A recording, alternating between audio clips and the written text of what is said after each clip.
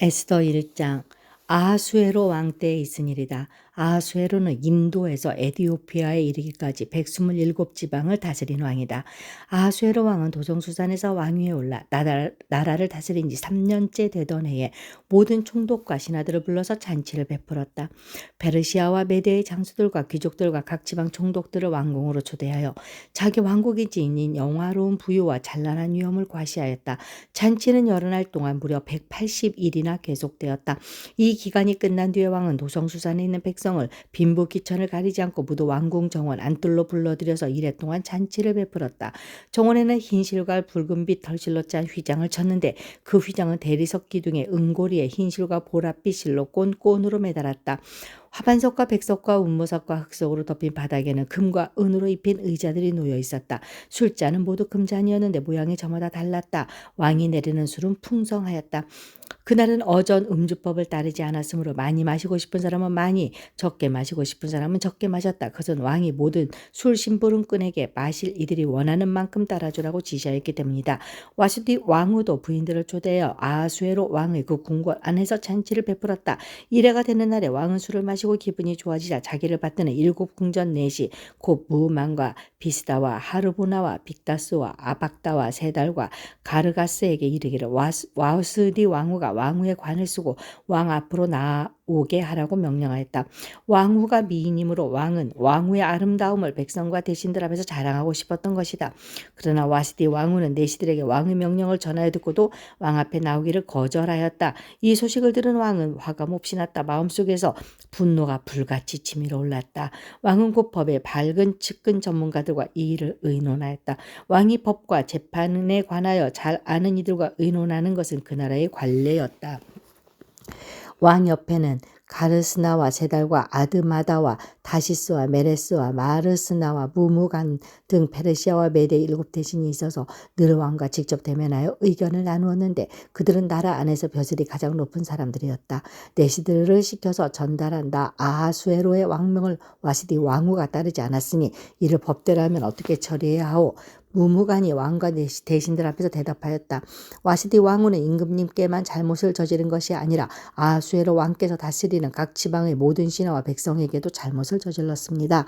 왕후가 한 이 일은 이제 곧 모든 여인에게 알려질 것입니다. 그렇게 되면 여인들은 아하수에로 왕이 와시디 왕후에게 어절에 나오라고 하였는데도 왕후가 나가지 않았다고 하면서 남편들을 업신여기게 될 것입니다. 페르시아와 메대의 귀부인들이 왕후가 한 일을 알게 되면 오늘 당장 임금님의 모든 대신에게도 같은 식으로 대할 것입니다. 그러면 멸시와 분노가 걷잡을 수 없이 되풀이될 것입니다. 그러니 임금님만 좋으시다면 와시디 왕후가 다시는 아하수에로 임금님의 어절에 나오지 못하도록 어명을 내리시고 그것을 페르시아와 메대의 법으로 정하여 고치지 못하도록 하셔야 할 줄 압니다. 그리고 왕후의 자리는 그 여인보다 더 훌륭한 다른 사람에게 주시는 것이 마땅하다고 생각합니다. 왕의 칙령이 이 큰 나라 방방곡곡에 선포되면 낮은 사람이고 높은 사람이고 할 것 없이 모든 여인이 저마다 자기 남편에게 정중하게 대할 것입니다. 왕과 대신들은 그의 말이 옳다고 여기고 왕은 즉시 무무간이 말한 대로 시행하였다. 왕은 그가 다스리는 모든 지방에 조서를 내렸다. 지방마다 그 지방에서 쓰는 글로 백성마다 그 백성이 쓰는 말로 조서를 내려서 남편이 자기 집을 주관하여야 하며 남편이 쓰는 말이 그 가정에서 쓰는 일상 언어가 되어야 한다고 선포하였다. 2장. 이러한 일이 있은 지 얼마 뒤에 아하수에로 왕은 분노가 가라앉자 와수디 왕후가 생각나고 왕후가 저지른 일과 그리고 그것 때문에 제가 조서까지 내린 일이 마음에 걸렸다. 왕을 받드는 젊은이들이 이것을 알고 왕에게 말하였다. 임금님을 모실 아리따고 젊은 처녀들을 찾아보게 하시는 것이 좋겠습니다. 임금님께서 다스리는 각 지방의 관리를 임명하시고 아리따고 젊은 처녀들을 뽑아서 도성수산으로 데려오게 하시고 후궁에 불러다가 궁녀를 돌보는 내시 해계에게 맡기시고 그들이 몸을 가꿀 화장품을 내리십시오. 그리하신 뒤에 임금님 마음에 드는 처녀를 와스디 대신에 왕으로 삼으심이 좋을 듯합니다. 왕은 그 제안이 마음에 들어서 그대로 하였다. 그때 도성수산에는 모르드게라고 하는 유다 남자가 있었다. 그는 베냐민 지파 사람으로서 아버지는 야일이고 할아버지는 시므이고 증조부는 기스이다. 그는 바빌론 왕 느부갓네살이 예루살렘에서 유다 왕 여고냐와 그의 백성을 포로로 끌고 왔을 때 함께 잡혀온 사람이다. 모르드게에는 하다사라고 하는 사촌 누이 동생이 있었다. 이름을 에스더라고도 하는데 일찍 부모를 여였으므로 모르드게가 데려다가 길렀다. 에스더는 몸매도 아름답고 얼굴도 예뻤다.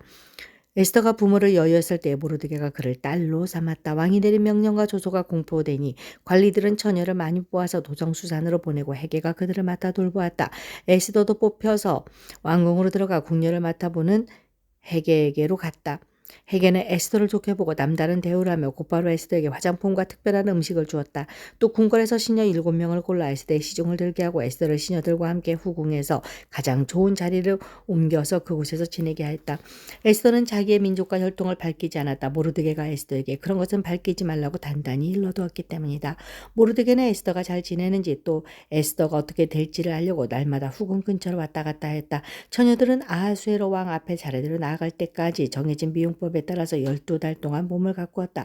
처음 6달 동안은 몰약 기름으로, 다음 6달 동안 향유와 여러 가지 여성용 화장품으로 몸을 가꾸었다. 처녀가 왕 앞에 나아갈 때는 원하는 것은 무엇이든지 다 주어서 후궁에서 대궐로 가지고 가게 하였다.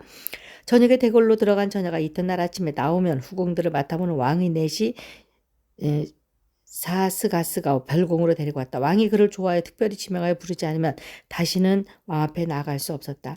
드디어 모르드게의 삼촌 아비하일의 딸, 곧 모르드게가 자기의 딸로 삼은 에스더가 왕에게 나아갈 차례게 되었다.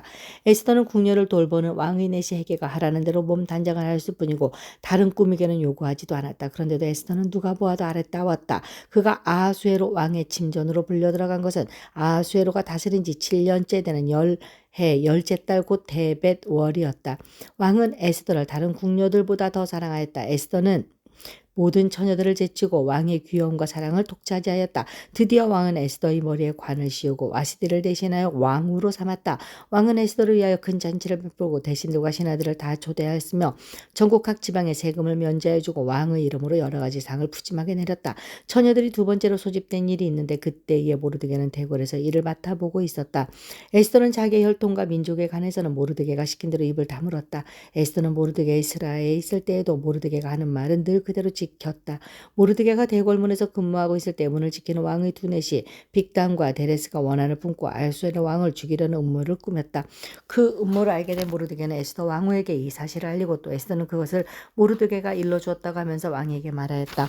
사실을 조사해보고 음모가 밝혀지니 두 사람을 나무에 매달아 죽였다. 이런 사실은 왕이 보는 앞에서 궁중실록에 기록되었다. 3장. 이런 일들이 있은 지 얼마 뒤에 아하수에로 왕은 아각 사람 함무다다의 아들 하만을 등용하여 큰 벼슬을 주고 다른 대신들보다 더 높은 자리에 앉혔다. 대궐문에서 근무하는 신하들은 하만이 드나들 때마다 모두 꿇어 엎드려 절을 하였다. 하만을 그렇게 대우하라는 왕의 명령이 있었기 때문이다. 그러나 모르드게는 무릎을 꿇지도 않고 절을 하지도 않았다. 모르드게가 그렇게 하니 대궐문에서 근무하는 왕의 신하들이 모르드게를 나무랐다. 어찌하여 왕의 명령을 지키지 않소? 그들이 날마다 모르드게를 타일렀으나 모르드게는 그들의 말을 듣지 않았다. 마침내 그들은 하만에게 이런 사실을 알렸다. 그들은 모르드게가 스스로 유다 사람이라고 말한 적이 있으므로 그의 그런 행동이 언제까지 용납될 수 있는지 두고 볼 셈이었다. 하만은 모르드게가 정말로 자기가 무릎을 꿇지 않고 자기에게 절도 하지 않는 것을 보고 화가 잔뜩 치밀어 올랐다. 더욱이 모르드게가 어느 민족인지를 알고서는 하만은 모르드게 한 사람을 죽이는 것은 너무 가볍다고 생각하였다. 하만은 아하수에로가 다스리는 온 나라에서 모르드게와 같은 결의인 유다 사람들을 모두 없앨 방법을 찾았다. 아하수에로 왕 12년 첫째 달 니산월이다. 사람들은 유다 사람들을 어느 달 어느 날에 죽일지 그 날을 받으려고 하만이 보는 앞에서 주사위의 일종의 부르를 던졌다. 주사위가 12째 달인 아달월 13일에 떨어졌다.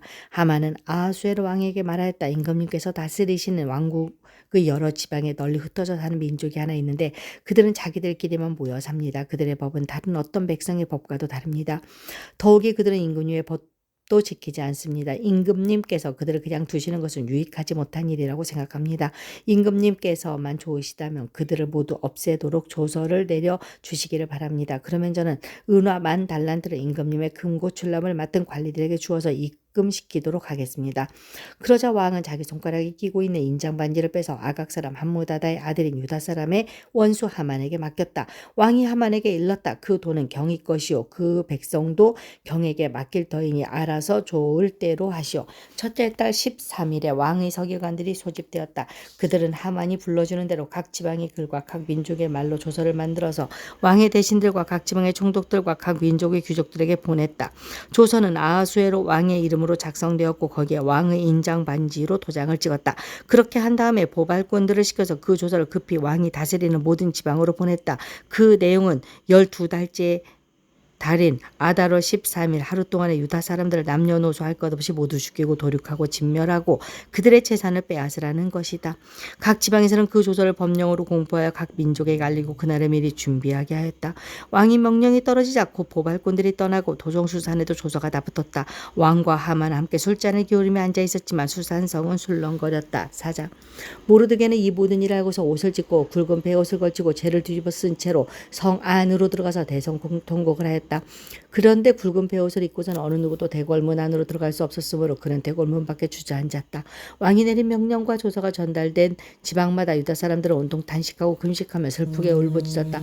모두들 굵은 베옷을 걸치고서 제 위에 누웠다. 에스더의 시녀들과 내시들이 에스더에게 가서 모르드게가 당한 일을 말하니 왕후는 크게 충격을 받았다. 에스더가 모르드게에게 옷을 보내며 굵은 베옷을 입고 평상복으로 갈아입기를 권하였지만 모르드게는 듣지 않았다. 에스더는 왕이 자기를 보살피라고 보내준 궁전 내시 가운데서 하닥을 불러서 무엇 때문에 모르드게에게 괴로워하는지 왜 그러는지 알아보라고 했다. 하닥은 대궐문 앞 도성 광장에 있는 모르드게에게로 갔다.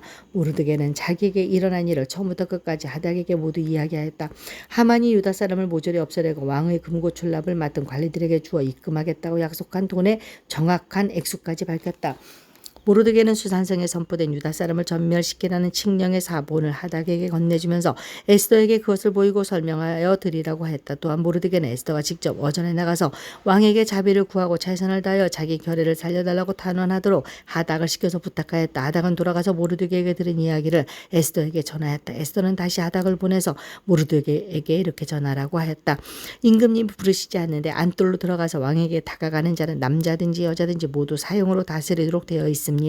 이러한 법은 모든 신하들과 왕이 다스리는 모든 지방 백성들이 다 알고 있습니다. 다만 임금님이 금으로 만든 규를 내밀어서 목숨을 살려주실 수는 있습니다. 그런데 임금님이 나를 부르지 않으신 지가 벌써 30일이나 되었습니다. 하닥 일행이 에스더의 말을 그대로 모르드게에 전하니 모르드게는 그들을 시켜서 에스더에게 다음과 같이 전하라고 하였다. 왕후께서는 궁궐에 계시다고 하여 모든 유다 사람이 겪는 재난을 피할 수 있다고 생각하십니까?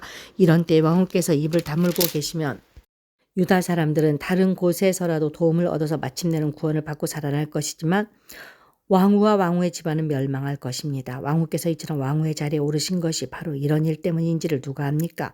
에스더는 다시 그들을 시켜서 모르드게에게 이렇게 전하라고 했다. 어서 수산에 있는 유다 사람들을 한 곳에 모으시고 나를 위하여 금식하게 하십시오.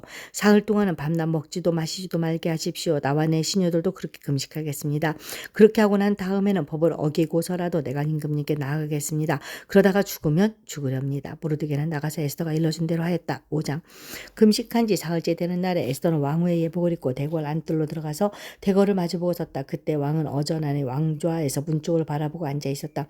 왕이 에스더 왕후가 뜰에 서 있는 것을 사랑스러운 마음으로 바라보고 쥐고 있던 금규로 에스더에게 내밀자 에스더가 가까이 다가가서 그 규의 끝을 손을 대었다. 왕이 그에게 말하였다. 웬일이오? 에스더 왕은 무슨 소청이라도 있어? 당신에게라면 나라의 절반이라도 떼어주겠소. 에스더가 말하였다. 임금님께서 허락하시면 내가 오늘 잔치를 차리고 임금님을 모시고 싶습니다. 하만과 함께 오시면 좋겠습니다. 왕국 명령을 내렸다. 에스더의 말대로 하겠다. 곧 하만을 들라해라. 왕과 하만은 에스더가 베푼 잔치에 나갔다. 함께 술을 마시다가 왕은 또다시 에스더에게 물었다. 당신의 간청이 무엇이오? 내가 들어주겠소. 당신의 소청이면 나라의 절반이라도 떼어주겠소. 에스더가 대답하였다. 내가 드릴 간구와 소청은 별것이 아닙니다. 내가 임금님께 은혜를 입게 되어 임금님께 기꺼이 나의 간청을 들어주시고 나의 소청을 받아주시겠다면 나는 내일도 잔치를 차리고 두 분을 모시고 싶습니다. 임금님께서는 하만과 함께 오시기 바랍니다. 그때의 임금님의 분부대로 나의 소원을 임금님께 아뢰겠습니다. 그날 하만은 마음이 흐뭇하여 아주 즐거운 기분으로 대궐을 나섰다. 대궐문을 지나는데 거기에서 문을 지키고 있는 모르드게는 일어나지도 않고 인사도 하지 않았다. 그것을 보고서 하만은 그만 화가 잔뜩 치밀어 올랐지만 꾹 참고 집으로 돌아갔다. 하만은 친구들과 자기 아내 세레스를 불러놓고 자기는 재산도 많고 아들도 많으며 왕이 여러모로 자기를 영화롭게 해주고 자기를 다른 대신들이나 신하들보다 더 높은 벼슬자리에 앉혔다면서 그들 앞에 자랑하였다. 하만은 덧붙여서 말하였다. 그것뿐인 줄 아는가? 에스더 왕후가 차린 잔치에 임금님과 함께 초대받은 사람은 나 하나밖에 없다네. 왕후께서는 내일도 임금님과 함께 오라고 나를 초대하셨다네.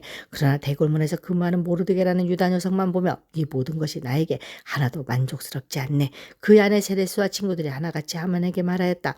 높이 50잣짜리 장대를 세우고 내일 아침에 그 자를 거기에 달도록 임금님께 말씀드리십시오. 그런 다음에 임금님을 모시고 잔치에 가서 즐기십시오. 하만은 그것이 참 좋은 생각이라 여기고 곧 장대를 세우도록 하였다.